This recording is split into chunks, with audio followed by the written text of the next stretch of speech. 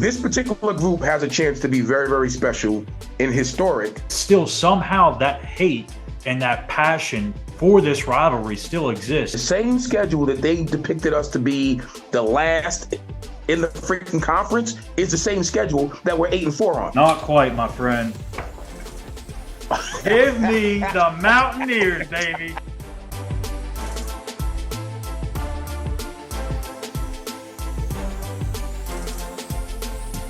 Neil has done exactly what he said he was going to do when the university entrusted him in this position.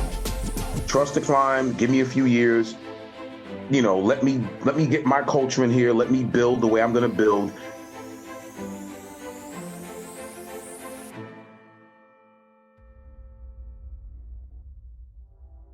Welcome back, everybody. It is another season of the Walkthrough Game Day Show presented by West Virginia on SI. I'm your host, Schuyler Callihan. That is my host, co-host, partner, legendary West Virginia running back, Eugene Napoleon, Mr. Do-It-All.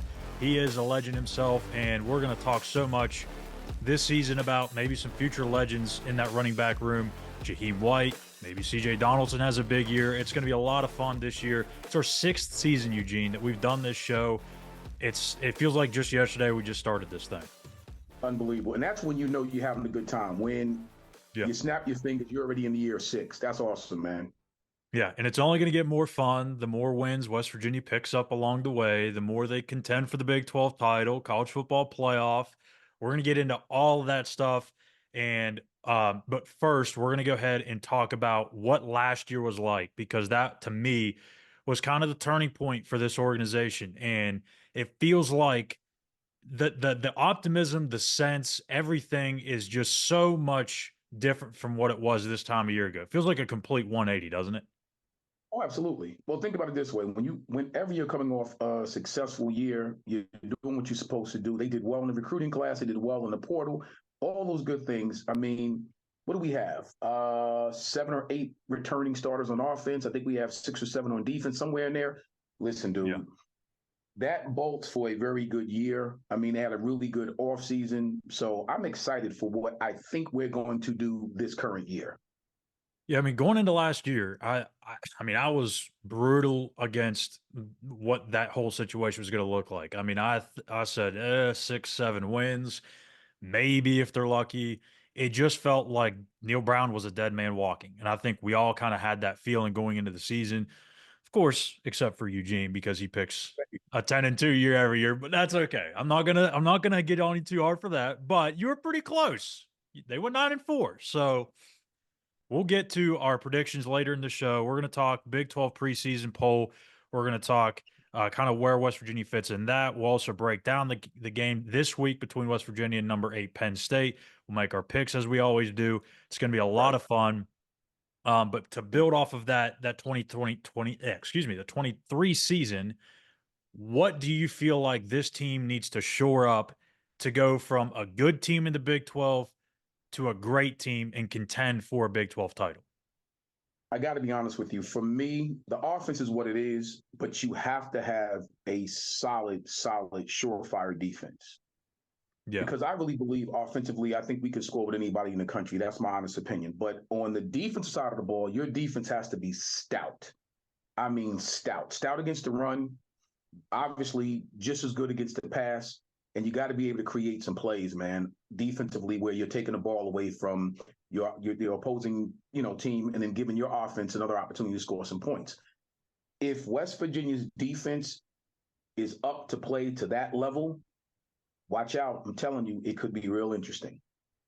Yeah, I mean, you look at both sides of the ball, they have a ton of returning starters. I mean, obviously, you lose Zach Frazier. That's a major, major loss. You lose Doug Nestor at right tackle. That's a big loss. But outside of those two, like, everybody comes back on offense. You also add a couple of pieces. Oklahoma State wide receiver, transfer Jaden Bray, Justin Robinson from Mississippi State. You bring Cole Taylor back at tight end. Even though you lose Nestor and Frazier, you still feel pretty good about that offensive line. You got Wyatt Milam, who's a projected first or second round pick. You've got Tomas Remak, who's an all Big 12 performer. You got Brandon Yates, who's played a ton of football. Things look good on that side of the ball.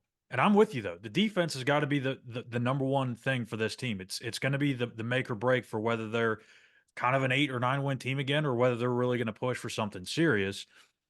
Defensively, we saw last year, outside of Beanie Bishop, of course, because he was a consensus All-American, the pass defense had its issues at times.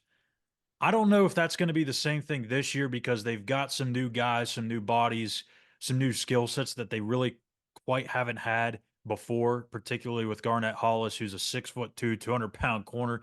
Those types of guys have not been around Morgantown recently playing the cornerback position. That alone, I think, is going to really help Jordan Leslie do a lot of different things and what he does in terms of coverages, disguising blitzes, bringing guys from all over the place.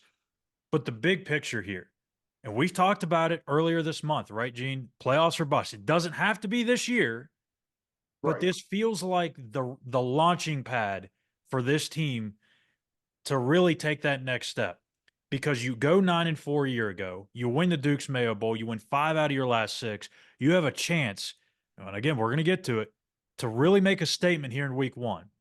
If you can do that, it feels like this program is really about to just take off. Let me tell you something. And I've always said this, and again, old adage, I don't care if you're playing Penn State in Kroger's parking lot. If you have a chance to beat Penn State, that would hurt. I don't care if it's in the road, I don't care if it's if it's at home. Again, Kroger's, it doesn't matter. That's a signature win for your program. Yep. And the trajectory from there is here. So, oh yeah, there's a lot at stake, even though it's the first week of the season. You open up against a very, very potent Penn State team, well-coached Penn State team. And if you can beat them at home, man, that sends a resounding message to the rest of college football that it's on and popping in Morgantown. So with that said, though, it's not the end-all be-all. You have a long season, college football playoff, now 12 teams. Chris and I talked about it the other day on Between Years. I advise you go back and check that episode out if you haven't checked it out yet. There's a very strong possibility that there's going to be 3 lost teams in the playoff. Maybe some years there's going to be a 4 lost team. Probably not from the Big 12, maybe the SEC or Big 10, but it's possible. You could go 0-3. This is how crazy this new thing is, right, Gene? You could go 0-3 in your non-conference. You could lose to Albany. I'm not advising you that you do that. But if you go 0-3 in non-conference and you go on to win the Big 12 championship, guess what? You're a top 4 team in the college football playoff.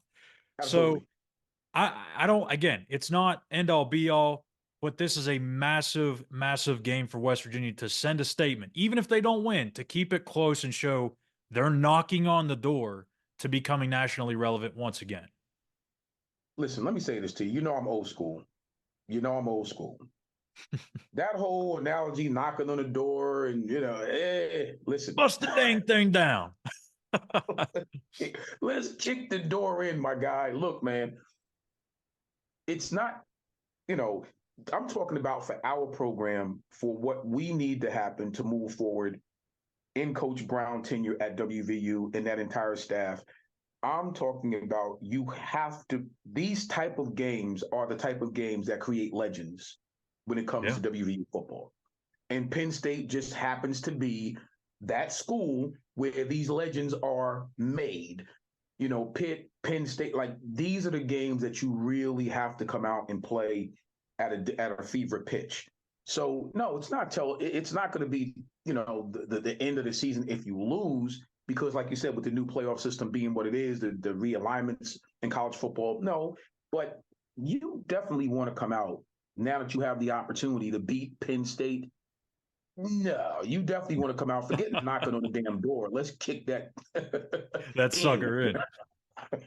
So expectations wise, because Chris and I, we've done our season predictions. We're not going to go through every single game, but I do want to hear what your expectations are for West Virginia this season. Coming off a 9-win year, winning the Duke's Mayo Bowl, what is realistic for this team in terms of wins and losses? Honestly, okay. Because of the way the schedule was set up, and because of all of the things that we have, he's going to say 12-0. Well, okay. Because of all of the things that we have set up with the starters back, like I said, on offense, defense, which also plays into a really solid special teams. I'm telling you, Schuyler, I've said this the last few years. I can see 10 wins. I can see see a it. 10, Yeah. I can see a 10-win regular season minus, bowl, whatever. I can see that. And that would be my personal expectations that we win 10 games. That would be my personal expectations. Absolutely. Yeah, I think 10 is definitely reasonable with everything that you bring back. It's just that schedule it's a gauntlet, especially those first 5 or so games. You get to that second half of the Big 12 schedule and you're in the thick of things, you got to feel pretty good about yourself Sure. because the schedule starts to lighten up a little bit. So, speaking of the Big 12, the Mountaineers were not picked 14th this year. They were picked 7th, so it's a marginal difference there. There's a little bit more love coming in on the Mountaineers. However, Mm-hmm. Gene, I don't know that 7th is quite high enough, and I'm somebody that's coming from somebody that picked them to go 8-4 this year. But I think there's just so many teams between really 1 through 7 or 8 that are just going to be so jumbled up there.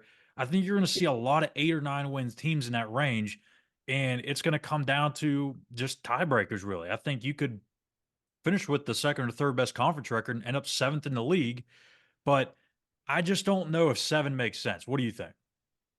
No, I didn't like 7, to be honest with you.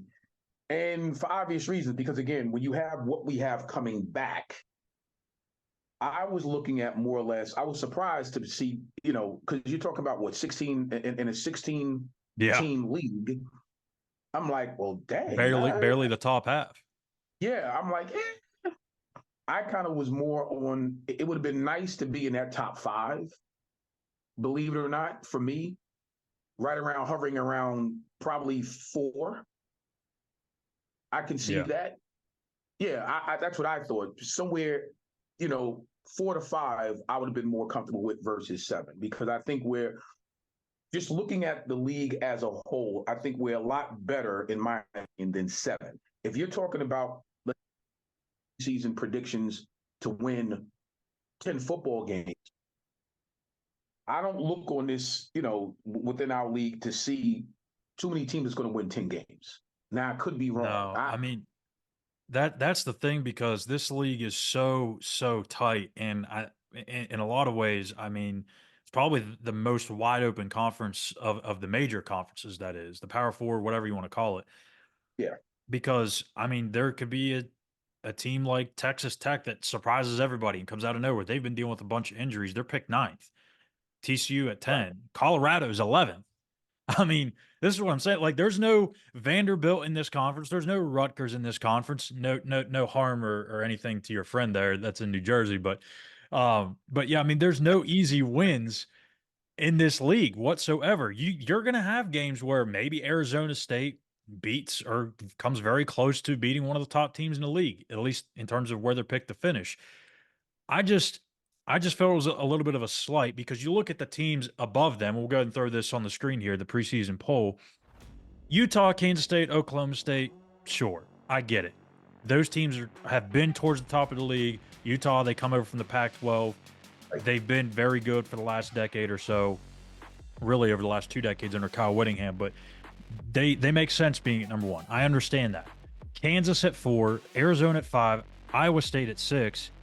I'm sorry, Gene, I just don't see it. No. I just don't get how those teams have either had as many wins as West Virginia last year or less, and they're picked to finish higher, even though West Virginia has arguably one of the most explosive running back duos in the country and maybe the most exciting quarterback in the Big 12 outside of Shedeur Sanders. Absolutely. If you take the records for the last 3 years, compatible to those other teams' records over the last 3 years, I guarantee you come up with a different snapshot or a picture. Absolutely. And that's my point. Because now you're talking about not only what we have returning on offense and defense, as we stated earlier, but I'm talking about the consistency of your program. Yep. So that plays a role as well. No, there's no doubt in my mind. I would probably I'll be more comfortable, like I said, if we were in that fourth spot or even the fifth spot, I'm more comfortable with that versus being at 7. But that's cool. That's always cool. That's good. That's a good thing, because whenever Just give them people something to slight chew on West, again. it's cool. You know what I'm saying? Because every time they slight WVU, what happens at the end of the year? They picked them 14th last year and they finished 4th. Thank you. So it's been that. So you know what? With that, let's keep that same mantra. Keep on sliding WVU. Keep on sliding the Mountaineers. And when the dust settles at the end of the season, we'll see where we are. Yeah, I get it. And I know a lot of fans say, well, look, there's some reasons why they're at number 7. It was 1 year that they had 9 wins. It wasn't the toughest of schedules. They didn't really beat anybody. I get that. All I'm saying is the teams that slated 4, 5, and 6 have not been that much better over the last 3 years. Kansas just came around. They just started playing competitive football in the last couple of years under Lance Leipold. Arizona just started playing good football last year. Iowa State has always kind of been an above average team, and in my opinion, has kind of underwhelmed under Matt Campbell. So I don't really understand the justification between putting Kansas, Arizona, and Iowa State above West Virginia. But I get it. I get what the fans are trying to say. You got to prove it. At the end of the day, none of this stuff ever matters because you're going to go out and prove it, and you're going to see where you end up at the end of the season. So, Gene, before we move on, out of these 16 teams in the Big 12, give me your preseason champion and the one team that no one's really paying attention to, aka your dark horse, to come out of nowhere and fight to be in that mix for the Big 12 title. That's tough because, again, now look here. Pat said it best. I'm with Pat McAfee on this, brother. Uh-oh. Yeah, man. Listen, you already know what Pat feels, right? Okay, so West Virginia to win the Big 12 conference. Uh-oh. Okay. Listen, dude, okay. To be quite honest, that mid team, if I said WVU, we win it all, we win the entire conference. And obviously Utah would have to be in the mix somewhere, correct? Yeah. Okay. My dark horse, in which he's going to be very upset with me for calling him a dark horse. I respect him too much as an individual. I know where you're going here. Yeah. I would have to say Colorado will be my dark horse. Yeah, I mean, it's hard to disagree. Okay. I mean, if there's one team outside of the top half of the league to do it, has to be Colorado. I mean, they're going to have one of the top quarterbacks in next year's class. They're probably going to have one of the top cornerbacks in Travis Hunter. They've got some other dudes too. They fixed the offensive line, we think. The only thing is you just have so many transfers coming in. That's a hard thing to patch together. But if there's anybody that can do it, feel like Prime might be able to get that done. So I'm trying to stay. I don't want to get on Prime's hit list because I've seen what that can do for some people. So, but you guys already know where I'm going with the preseason poll. So I've already put my predictions out there. But I will kind of go on and capitalize on the dark horse, and I think it's probably, I'm gonna say, golly, I'm gonna say Arizona, and I know they're the 15, but to me, they're a team that everyone's sleeping on nationally. They have Noah Fafita, Tet McMillan, very good quarterback receiver duo. I think they're going to be in the mix, surely by the end of November, as long as their defense doesn't fall through the cracks and they're playing in shootouts every single week. We saw how that went when West Virginia made its transition to the Big 12 a little over a decade ago. So, anyways, moving on to our next thing here. We're going to send it to a break here in just a minute. But before we do, Gene, we're going to do a trivia question. We're going to do this every week here on the show. And here is this week's trivia question. Eugene and everybody watching. Which West Virginia head coach led the Mountaineers to their first ever win over Penn State? Is it A, Art Pappy Lewis, B, Bill Kern, or C, Rat Rogers? We're going to get to that answer. We'll get Gene's answer after the break. And a new thing this year, instead of playing a little commercial for our break, we're going to do a college football 25 simulation which we've already done. It's already up on the site at West Virginia on SI. It's got the whole game footage. So if you want to check that out, go to our site there. It's also up on our YouTube page here. But we clipped the highlights together. It's about a 2-minute or so highlight reel. Here's West Virginia Penn State simulated on College Football 25. Morgantown, West Virginia, home to the Mountaineers and a fan base that has been, shall we say, preparing since early in the morning for the battle we have in store.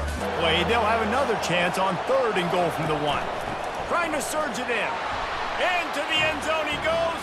Touchdown, Penn State! Defense on the same page, playing together. I love it. Fires to the wideout. And that ball is picked off. No real chance on the return, but they've got it at the 34. You play dime, whatever it is, you put more DBs on the field. It's more speed, it's more guys that can cover, but they also got to cover that ground. But waiting to happen. His vision, his quickness, and he's got to burn. And he takes it to the house. Touchdown, Mountaineers. Now from the 43. Fires it. Makes the grab. Hit the afterburners, kid. Off right on the goal line. They'll try to blast their way in. And he takes it in for the score. Touchdown, Nittany Lions. Down without scoring. 3rd down. To the air. It's Aller.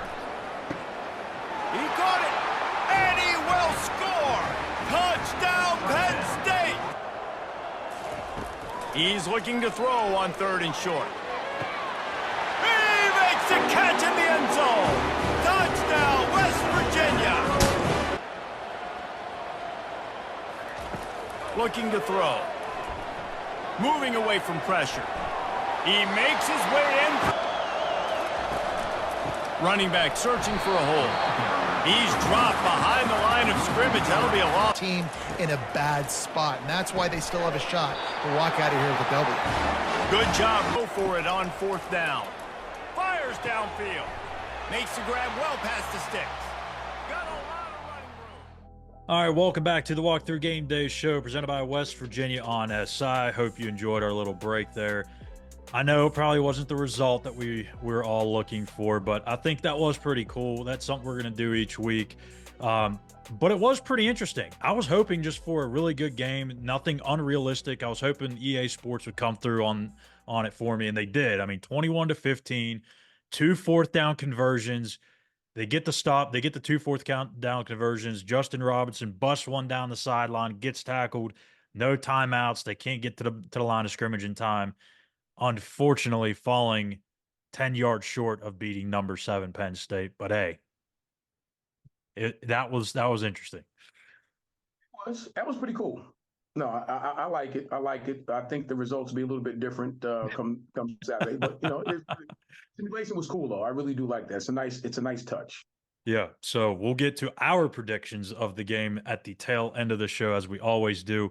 But before we move on to our game preview and our players to watch and all that stuff, we're going to go ahead and take a look again at our trivia question. And that was, which West Virginia head coach led the Mountaineers to their first ever win over the Penn State Nittany Lions? The options were Art Pappy Lewis, Bill Kern, and Rat Rogers. Eugene, I didn't give you enough time to do any research on this. What's your answer? I'm going to go with Pappy Lewis. Hey. Wrong-o. And actually, serious. Yeah, for some reason I would have said Art Pappy Lewis too, even though it was way off in terms of years. It actually came in 1925. Rat Rogers in his first year as the Mountaineer head coach. They won 8-1 that year. They shut out Penn State in their first ever win, 14-0. So, get out of here. Yeah. Now, don't go and look at the rest of the schedule that year in 1925, 99 years ago, because it was a lot of schools you probably never heard of. But nonetheless, some fun trivia to kick off here week 1 of the Walkthrough Game Day show. So, all right, Gene, it's time to start getting into this West Virginia Penn State game. A look at our players to watch in this one. We're just going to keep it offense and defense here, no special teams. But we'll get into the more matchups and stuff here in just a moment. The players to watch for Penn State, you have running back Nick Singleton, otherwise known as Nicholas Singleton. Abdul Carter, everyone thinks he's going to be a top 5 pick in the draft, perhaps maybe the top pick overall. For West Virginia, it's Aubrey Burks, the safety, moving into that spear spot. Brandon Yates coming in at center, filling in for Zach Frazier. When you look at these 4 guys, let's start first with Penn State, Nick Singleton and Abdul Carter, the defensive end. What do you see out of these guys? What kind of challenges do they pose for West Virginia? Well, it's tough. I mean, listen, both great players at this level, both great players and both well coached. So the consistency, which is interesting, we're going to have to be very consistent, obviously, in keeping our quarterback upright. Okay. Carter's a beast, man. So when you have a guy like Carter that can put that much pressure, and in different ways he affects the game, we're going to have to make sure we keep a hat on him, obviously. In the running game, listen, Penn State has always been known to have great backs. Yeah. Even during my eras. I mean, they've always had stud running backs. And this group of backs that they have at Penn State now is no different. So we're going to have to keep him contained, obviously. There's something to be said about when you hold Penn State under 100 yards rushing, which puts a lot more pressure on the quarterback to throw the ball. I think if you do that, we're going to have a lot more opportunity to be successful. The takeaways, the plus or minus on our defense, if we can stop them from running the ball consistently and make them throw the ball, I think the plus, minus, and takeaways is on our side if we can do that. Yeah. So if you go back and look when we blew them out at home, okay, that's exactly what happened. They couldn't do anything offensively, and we applied a lot of pressure in their passing game, and we, took advantage, took our shots when we needed to, and obviously the results was beneficial for West Virginia. So I see this going the same way. If we can neutralize their running game, make them throw the ball a little bit more, when we're on offense, do what we need to do to move the ball, move the chains. I think we have a really good shot of not only. I'm not into the whole let's just be competitive. Let's just hang in there, make it a game in the fourth quarter. No, man. I really think we have a shot to beat a very good Penn State team if we do those things. Yeah, and I don't want to leave out Katron Allen. He's the other running back they have. Probably the best running back duo in the country. And I'm not trying to take any shots at Jaheim White or CJ Donaldson, but those two are an insane duo. Yeah. And Singleton last year, 752 yards, 8 touchdowns, also had 300 yards receiving, another 2 scores there. As far as Carter goes, he led the team in sacks a year ago with 4.5 sacks. And it doesn't sound crazy, right? It's not like, he had a Bruce Irvin, 9, 10, 11 sack season. But when you have the type of players and the amount of players that Penn State had on that defense a year ago, you got to think they had Danny Dennis-Sutton, who is back again this year. They had Adiza Isaac, who was a draft pick. They had Chop Robinson, who was a first-round draft pick. They had Abdul Carter. They had a lot of dudes on that team. So everyone was kind of getting 3, 4, 5 sacks. Well, not Absolutely. 5, but 2, 3, 4 sacks. And he just happened to be the best one of them. 5 passes defended, 49 tackles. He is going to wreak havoc. He, to me, could change this game completely in Penn State's direction. If he shows up and plays his A game, West Virginia could be in trouble. Now, Wyatt Milam on the left side, I don't really think you got to worry about him. Gene, he hasn't given up a sack in nearly 2 years. Right. What's that mean? That means he aced this test a year ago against Penn State, against all those NFL-type talents, against Abdul Carter. The question is on the other side at right tackle, Nick Malone, who was kind of filling in as a reserve-type player, would get some depth reps every now and then. He's now coming in as the starter. He's a former walk-on going against arguably the number 1 defensive player in the 2025 NFL draft. That's a really, really tall task. Flipping it over to the West Virginia side, we talked about briefly there, Aubrey Burks, Brandon Yates, 2 guys coming into new positions, but they've played a lot of football. Aubrey Burks kind of played the free safety spot before. He's coming down playing the spear, which is kind of like a nickel / linebacker type role. He's going to be closer to the action, in the box more. They feel that that's the best spot for him. Brandon Yates, that's some big shoes to fill with Zach Frazier. It is. And in both cases, again, it's really going to come down to the consistency of what we can do to match up. Here's the deal, because when you have new players that are coming into roles that, even though they played a lot of football, you have to be consistent now in these starting roles at your new position, right? So Zach Frazier, forget about it, one of the best in the country. Legendary. No doubt about it. I personally believe, again, if we're consistent with what we do, and that doesn't mean without making mistakes, because you're going to make mistakes. It is what it is, right? Yep. But it's how you get over those mistakes during the course of a game that's going to allow you to, to win this football game. So with that being said, in those particular positions, which are very, very prominent positions, if you don't do anything with the center, there's a problem. Okay. That means the defensive line is going to live in your backfield. So we can't have that, right? Conversely, being able to make plays on the defensive side of the ball with Yates, let me say this.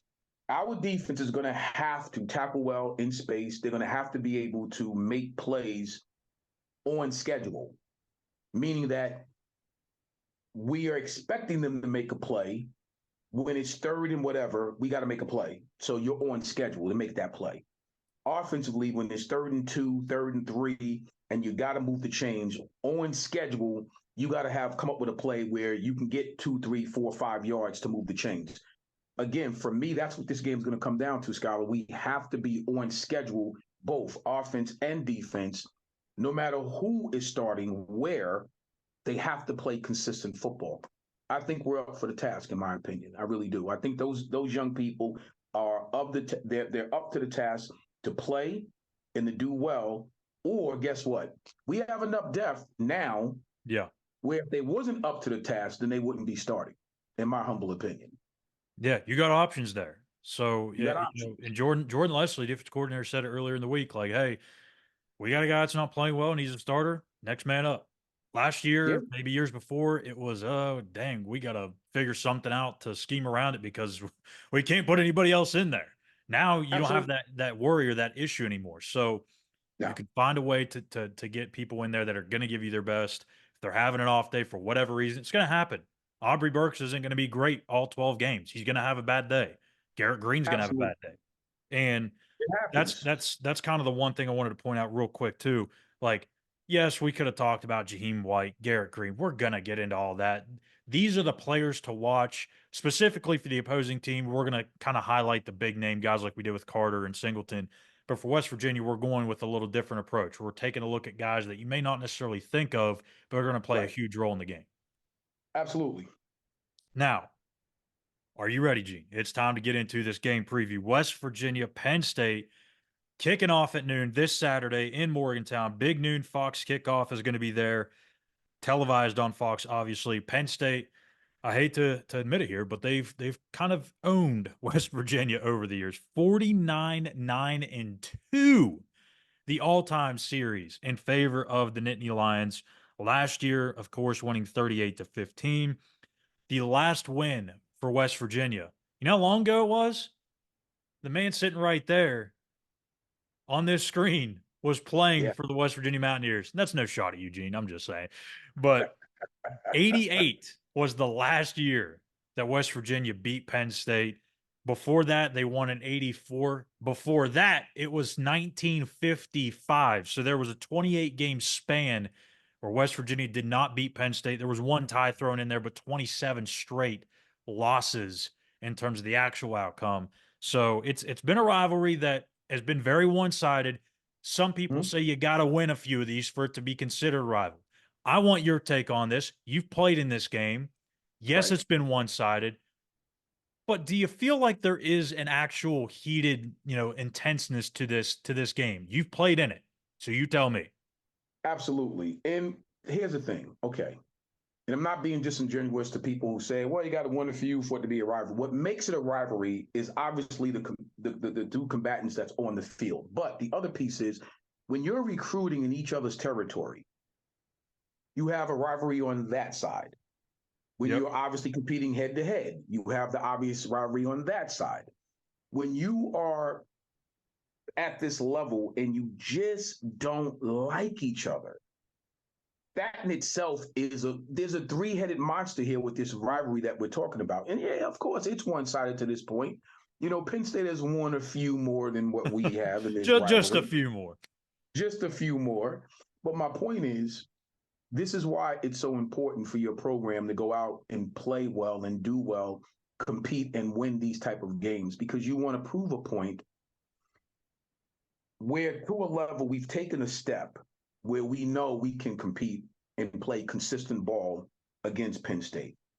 So Absolutely. For me, of course, I'm not, I'm a realist. Of course, I know Penn State is traditionally, it's one of those major, and I hate the term, I hate the term, but I'm going to say it for lack of better description. Yeah, they are considered a blue blood. Okay, they're a blue blood program. How'd that taste coming out the mouth? Yeah. In saying that, when you've won and you're in the top 15 winningest programs in the history of college football, then again, what does that make West Virginia? You understand? Top 15 and the winningest of all time. Yeah, it puts you in that category, right? Okay. This is why it's important to go out and play well and beat Penn State on Saturday. It's because of these type of conversations right here. So anybody who lines up in a Penn State uniform or whoever lines up in a WVU uniform, the importance because you know the history. Yeah. So that history does make it a rivalry, whether, it's taken us, 28 games to beat them, or 28 years or 30, whatever it's been. That's what makes this such a vital rivalry. And I'm here for all the smoke. Penn State fans that are watching us, get at Eugene. He's on Twitter.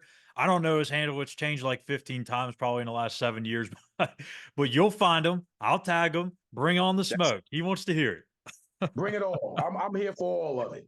So let's dive into a little bit of the matchups here. We'll go Penn State offense, West Virginia defense here. Penn State brings in a new coordinator. They do on all three sides. But this is a guy West Virginia is familiar with, Andy Kotelnicki, who was the offensive coordinator the last few years at Kansas. Kansas obviously has turned things around the last few years. He was also very successful at Buffalo with Lance Leipold. They did a lot of good things there as well. We talked about the running back duo of Katron Allen, Nicholas Singleton. The question for me in this game for Penn State's offense, what happens at wide receiver? They have one guy coming back that is a starter, Caden Saunders. His status for this week's game is kind of unknown. James Franklin said it earlier this week that they hope that they can ramp him up and he'll be able to go this week. It's an undisclosed injury. We have no idea. They don't say any of these things with injuries in college anymore, but feels like he's going to go. They bring in Julian Fleming from Ohio State. Harrison Wallace had a big explosive play last year against West Virginia.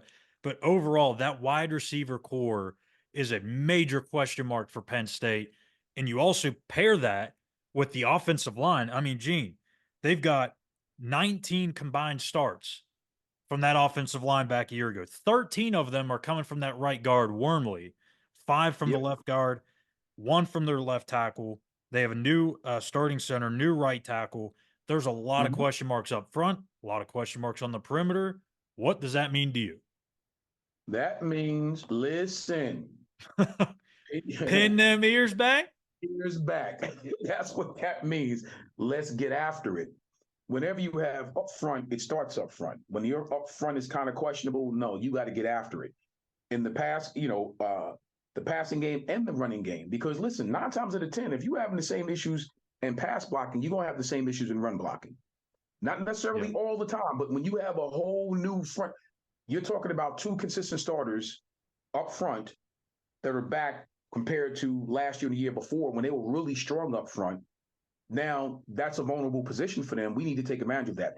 On the outside, listen, receivers is such a dominant position in college, in all sports, but especially at the pro level. But in college football, if you have one go-to guy that's just a dog out there, that's a stud, that changes the whole thing.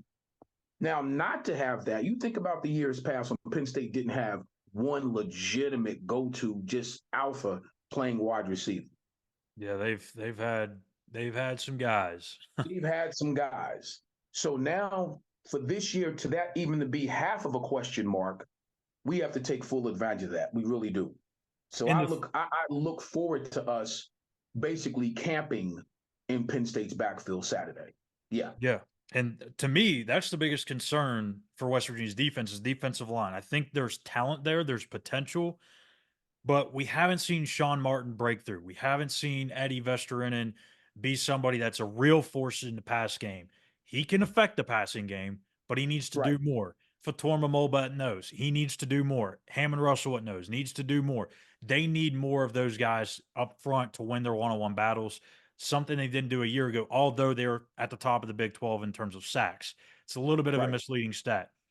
Having the linebackers that they have this year, it's the best linebacker depth that they've had. Josiah Trotter, he's going to be playing in his first game this Saturday, but that kid is an absolute stud.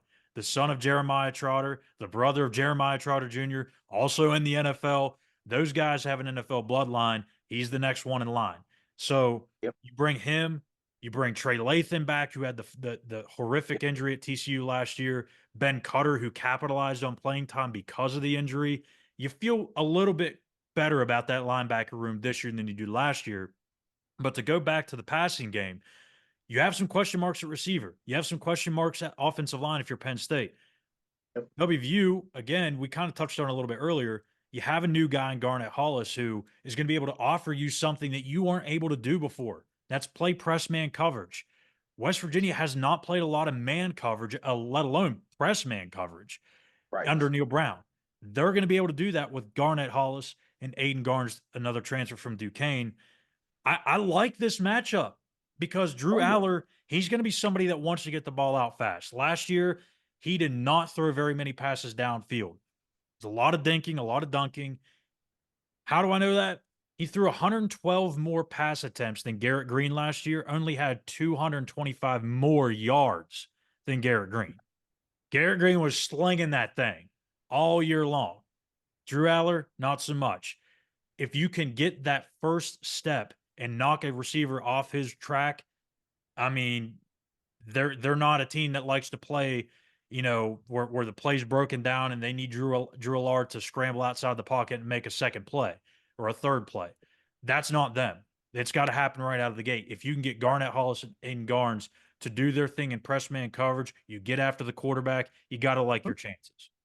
Oh, no doubt about it. No doubt about it. No, I agree with you 100%. The breakdown is 100% spot on. Absolutely. No, them having Drew Aller make plays with his legs, that's not a recipe. That's not a good recipe for success for them. But I'll tell you one thing. Again, when you can play press man coverage at any level, changes the game, man.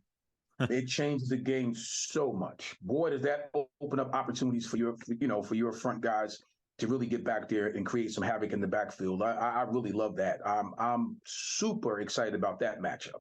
Now, we saved the best for last year, right? West Virginia's offense, Penn State's defense. Obviously, this is an offense that returns so much talent from a year ago. Just think about the complete 180 from this time a year ago. And I feel like I'm on repeat saying this, but it's just night and day, Gene. Last year, you go into this Penn State game, you have no idea what you're getting out of Garrett Green.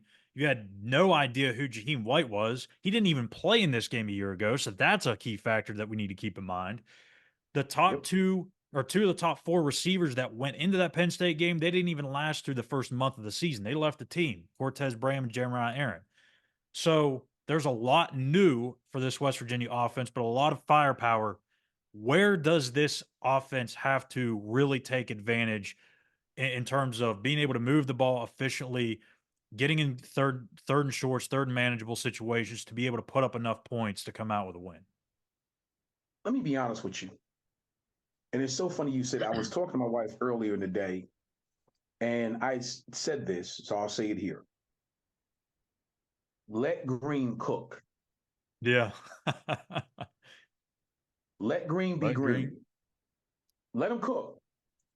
He has a way of making everybody around him better because of his confidence of what he knows he can do. Yeah. Let him make his plays that he has to make with his arm. He has really good arm talent. We see that now. Let him make his plays with his legs and let him open that offense up naturally. Let it be an organic thing. The run game, in my opinion, West Virginia, that run game um, has the potential to be so potent that it will take pressure off of our passing game if need be, especially in a game like this. If we could establish the run up front and establish the offensive line and doing what we need to do up front, this is going to sound crazy, Schuyler. This can be a fun game for West Virginia offensively. Yeah. Could you imagine if we open the game up and we're running the ball effectively? Now you don't have to be on schedule with the pass game because you're getting 4 yards at a clip, 5 yards at a clip, 6 yards here and there on the ground. You can kind of pick your poison in throwing the long ball or throwing some screens, throwing some short, shallow routes. You can do all of that stuff. I'm hoping for that type of game for West Virginia because if that happens, well, then guess what? You're keeping their defense on the field a lot longer. You're wearing them down. And that means that our defense getting there, they're going to be lathered up and hungry to play because our offense is doing so well. And if you're competitive, when you get in a game like that, where your offense is playing so well, your defense wants to make plays too, that's some fun football. Yeah. That's some real good football right there. And that's what we had back in '88. We won 11-0. We were having some fun competing in the games against our defense. Hey, y'all put up a 50-burger on Penn State that year. You understand what I'm saying?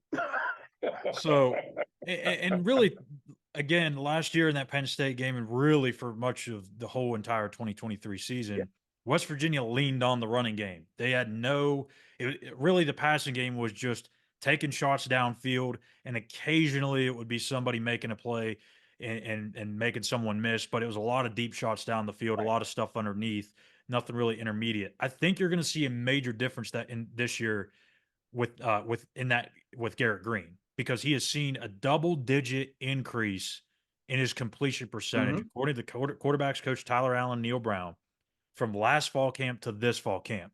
Now, will that translate to the game? Remains to be seen. But we have heard glowing reviews about Garrett's offseason, and it's not that surprising. The kid busts his tail. He just looks and acts and goes about his work like you would expect a West Virginia quarterback to go about it. Absolutely. Well, listen, this is his team. This is his team. He knows this is his team and this is his time. You want to get another foothold in that legacy, department and conversation about being one of the best quarterbacks to ever come out of West Virginia, then this game. These are the games, and that's my point. These are the games that you have to show up for. These are the games that you have to do what you need to do. These games that it's really incumbent upon the quarterback to get the offense going. And there's no doubt, you already know how I feel about this man. Yeah. I think he backs obviously in the Big 12, but I think he's going to come out to be one of the better quarterbacks in the entire country. He's going to be the story. I'm telling you, if West Virginia wins, 10, 11 games, see what I did there, threw another victory in there for West Virginia, between 10 to 11 games. It's growing on us as the show goes on. We're getting more wins as we go. You understand what I'm saying? He's going to be the reason why. So I'm looking for a big year, not to put more pressure on this young man. I'm looking for a huge year, out of this young man, because I think he has it in him. I really do. For me in this game, it starts all up front in the offensive line. This Penn State front seven is going to be a handful. It's probably, no, I'm not even going to say probably, it's going to be the best front seven that they play all season long, assuming they don't play somebody in the playoffs that's better, because they're going to get there, right? Maybe. We'll see. But absolutely. This front seven is going to be a challenge. I believe Brandon Yates is going to have a pretty seamless transition at center. He's played so much football at this level. He's played all 5 positions. He started all 5 positions. He's athletic enough to play center, which I think this offensive line group is more athletic than what they had a year ago. And I'm not saying that they're going to be as good as what they were a year ago, but I think they're going to be good enough to get the job done. Is it going to be against Penn State in week 1? We'll see. But Brandon Yates has got to do his thing up front. Again, we talked about Nick Malone at right tackle. If they can hold their own and they can run the ball effectively, putting Garrett Green in situations where he's only got to convert a 3rd and 3 or a 3rd and 4, that's going to make Penn State's defense freak the heck out, because he can do anything. If there's nobody open on that first read, he goes to second read. If no one's there, boop, I'm going to take off and get a first down. Garrett Green is as dangerous as it comes with his legs.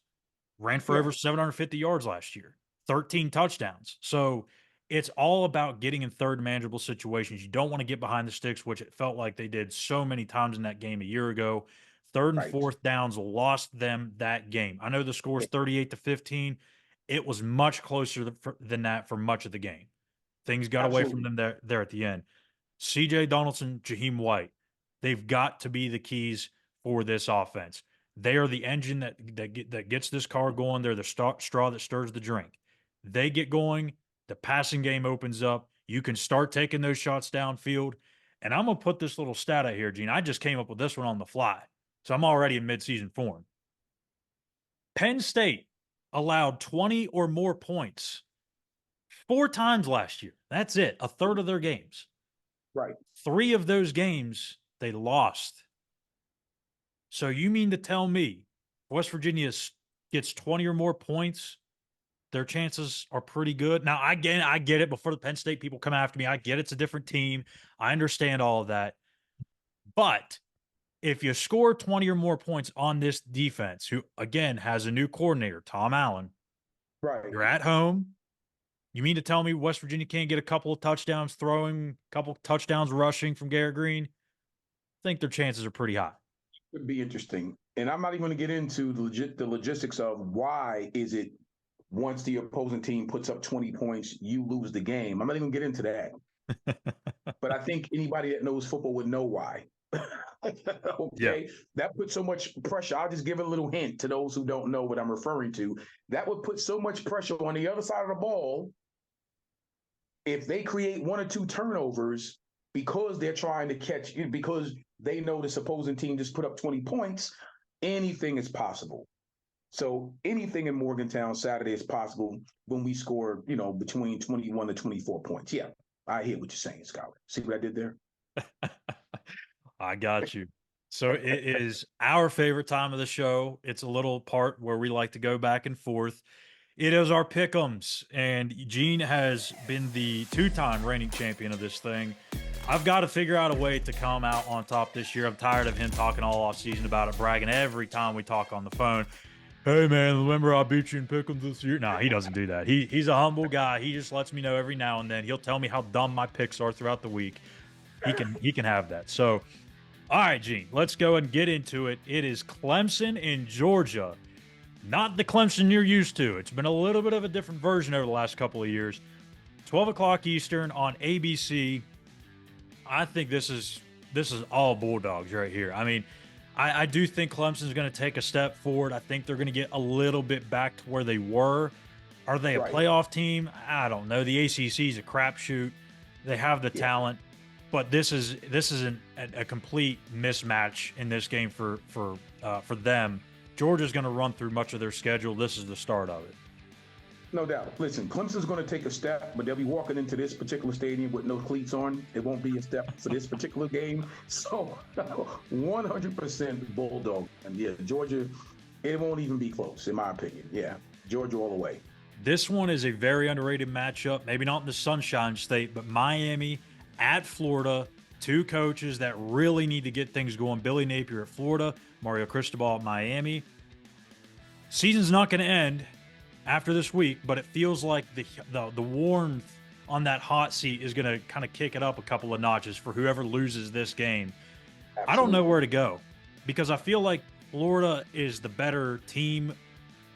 Well, I should take that back. I feel like Miami is the better team, but I don't trust Mario Cristobal, especially not on the road.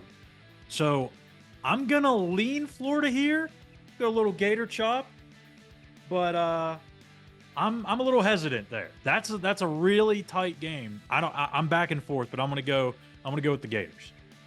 There you go. See, now you're smart. Now you're smarting it up. Okay. It only took me 6 years, Gene.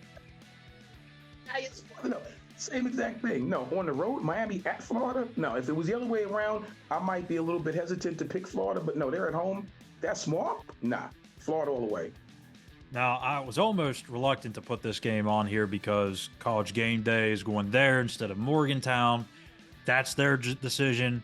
Well, Morgantown will welcome big noon Fox kickoff, whatever it's called. I don't want to missay it, even though I probably already did. But Notre Dame at Texas A&M, 7:30 on ABC. New head coach at Texas A&M, Mike Elko, coming over from Duke. Is this the year that Notre Dame starts to figure things out? And under Coach Freeman there, interesting here.